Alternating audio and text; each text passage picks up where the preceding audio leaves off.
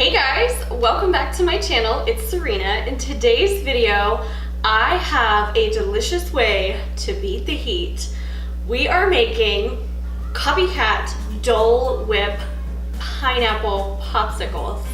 Are you guys intrigued yet? You are? Good. Keep watching. I'm gonna show you how to make these. This is super easy. They're super tasty. And if you guys have ever been to Disneyland and tried the Dole Whip soft serve ice cream, it is so delicious, and these taste just like the real thing. I did get this recipe off of Pinterest. The original post is from the Night Owl blog, so I will be sure to link that below in the description box if you guys want to go to the exact recipe and check out her blog. I will also be just listing the recipe inside of the description box if you guys wanted to just see it there. This is so easy and so delicious, and if you're anything like me, you are maybe a bit of a sweet fanatic, aka sugar addict, and these are perfect, and they're a little bit less guilt than, you know, maybe horking down an entire cake. I don't know of anybody who does that. Me. So if you guys are interested in seeing how I put these together, then go ahead and keep watching. And firstly, if you are new here, welcome. My name is Serena, and I put out videos every week on pretty much anything domestic. I do vlogs, home decor DIY, holiday decorating, and some recipes sprinkled in there with some product hauls and recommendations. So I would absolutely love it if you would go ahead and click that subscribe button down below. I would love to have you as a subscriber. I've got a lot of good stuff coming your way. All right, so let's start on whipping these babies up, pun intended. Firstly, what you're gonna need is crushed pineapple. I would recommend using 1 can of the 20-ounce pineapple in whatever brand you want. You could use fresh pineapple, but I like this recipe for the simple ease of things. You just crack open the can and you're good to go. You're also going to need 1 lime. Do not skip this step. Trust me, the lime makes all the difference in the world as far as taste goes. I forgot buying the lime on one of these batches in the past, and I really tasted the difference. Don't get me wrong, it's still delicious without the lime, but I strongly recommend using the juice of 1 lime. I also recommend a strainer so that you do not have to deal with your seeds falling into your batch.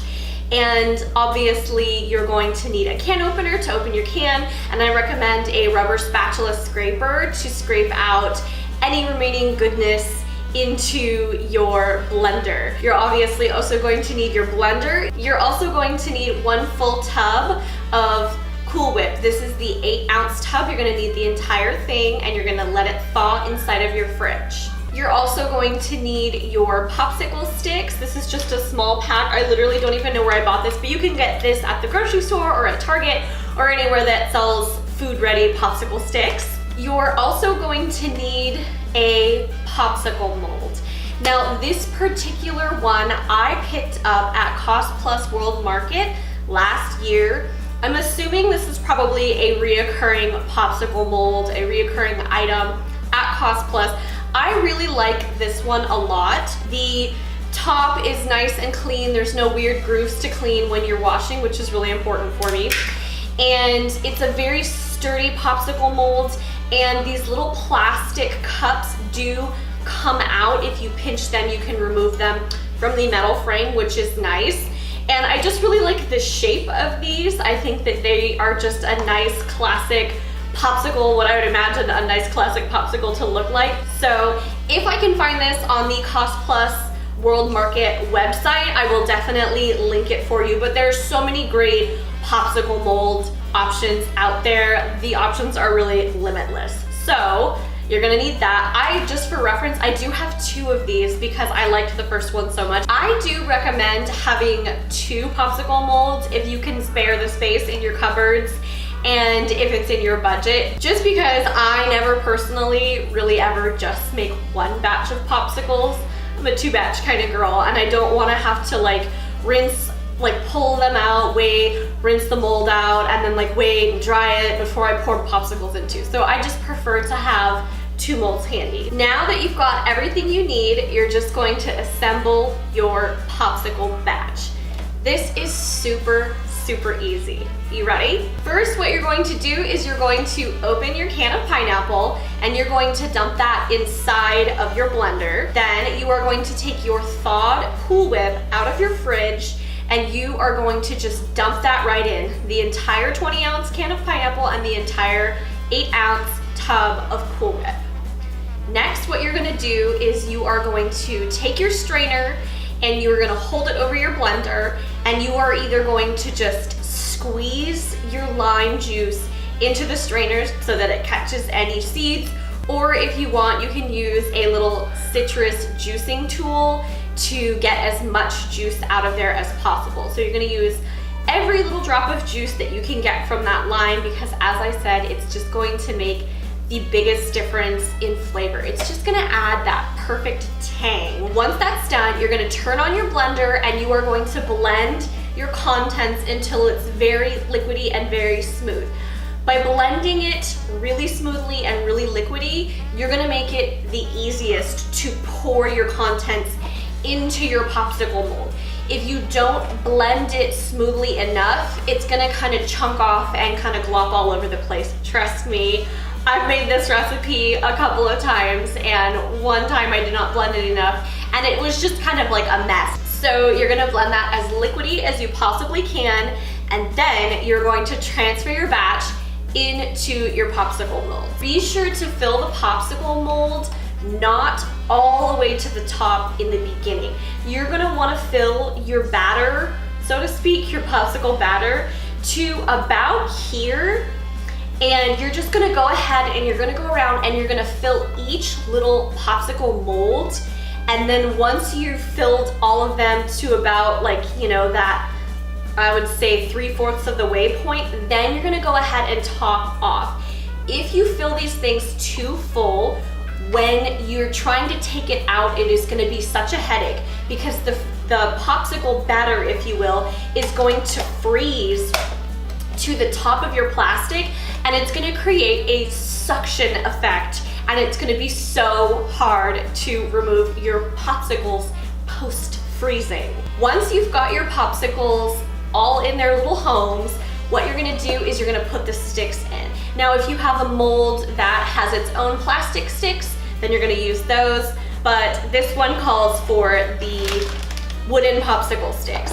Another pointer, in addition to not overfilling your popsicle tray, you also want to be very careful about your placement of your sticks.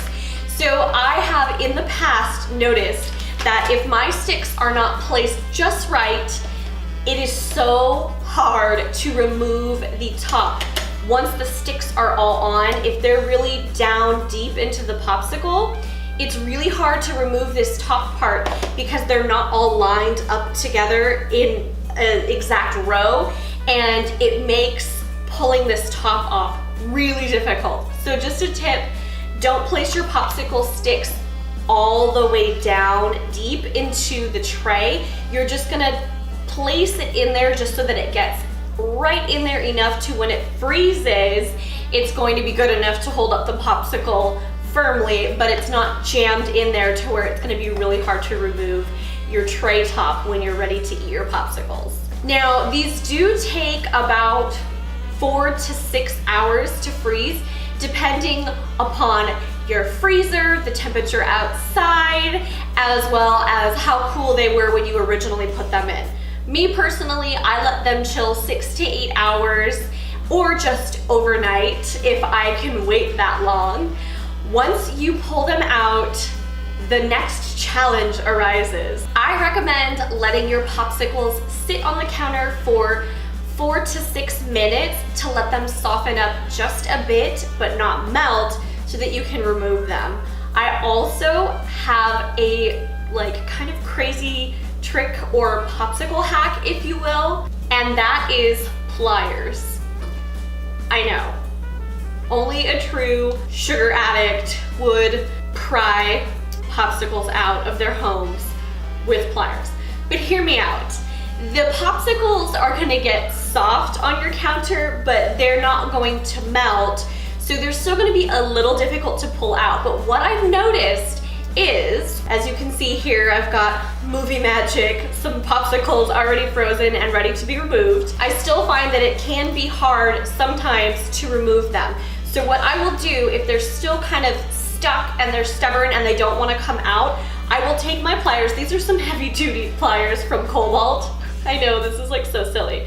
But what I'll do is I'll take my pliers and I'll put them at the base of the popsicle stick, and I'll just kind of use the side of the popsicle tray as leverage, and I'll just gently pop them out a little bit. I find that they'll come out just a little bit more easily than they would if they were stuck and just frozen solid. So that's my little strange popsicle hack for you. You'll thank me later, trust me. Once you pull your popsicles out, all that's left is to enjoy them. And these keep in the freezer for a good amount of time. I've never really tested it since they don't really last that long in my house. We tend to eat them within a few days of making them. So there you have it. I also recommend, as far as storing goes and just for ease of access, me personally, I just pull all my popsicles out and I throw them in a gallon-sized Ziploc baggie, and into the freezer they go. All right, guys, that's it for today's video. I hope you guys enjoyed watching. Please give it a thumbs up if you did like it. Don't forget to subscribe. I put out new videos every week. And if you guys try this recipe, let me know. I want to hear your thoughts.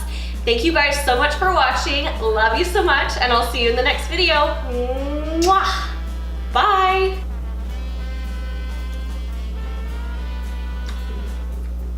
So good popsicle.